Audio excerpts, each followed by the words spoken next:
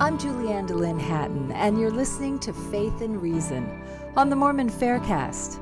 This series will discuss the prophet Joseph Smith and the authenticity of the gospel he restored. I'll be speaking with Michael R. Ash, author of the book of Faith and Reason, 80 Evidences Supporting the Prophet Joseph Smith. Welcome, Michael Ash. Hi, Julianne. Would you like to introduce today's topic? Yeah, I thought we would talk about one of the evidences for my book of Faith and Reason. The one is about without a cause. Without a cause. Give me some background. Well, in the Book of Mormon, when Christ visited the Book of Mormon people, he preached a sermon that was very similar to the Sermon on the Mount that we read in the New Testament and read about in Matthew. And in fact, kind of a side note to this is Dr. John Welch. He calls the sermon that Christ preached in the New World as the Sermon at the Temple versus the Sermon at the Mount that we read about in the Old World. And he makes some interesting connections showing that this was probably a temple sermon that was being preached in the New World.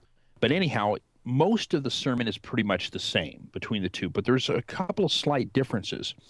And one of the interesting differences is when we look at Matthew 22, which has been the Sermon on the Mount, Christ said, "But I say unto you that whosoever is angry with his brother without a cause shall be in danger of the judgment." If we turn to 3 Nephi, chapter 12, verse 22, Christ says, "But I say unto you that whosoever is angry with his brother shall be in danger of his judgment." Now, if you weren't paying attention, those two sound the same, but in the 3 Nephi version, the words without a cause are absent. So Matthew's recording is that if you're angry with a brother without a cause, then you're in danger of judgment, where Christ in the New World is saying that if you're angry with your brother, then you're in danger of the judgment.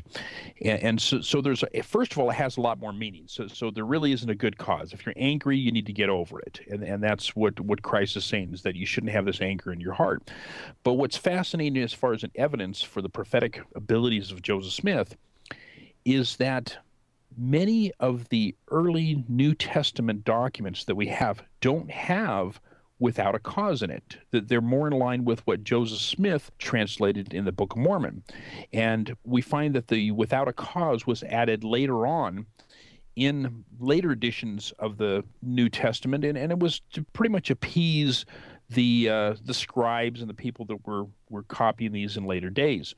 And the documents that support this were not available in Joseph Smith's day. So Joseph Smith couldn't have known that this was the way it would have probably originally read. Now, there had been some discussion in his vicinity amongst some of the churches where they debated the issue of how appropriate it was to have anger without a cause, but there was no evidence from historical documents that showed that this was a later edition. And Joseph Smith translated the Book of Mormon without the phrase without a cause in it, and now we find that it's supported by the early New Testament texts that wasn't in there. So the Book of Mormon is more in line with what really was probably taught by Christ.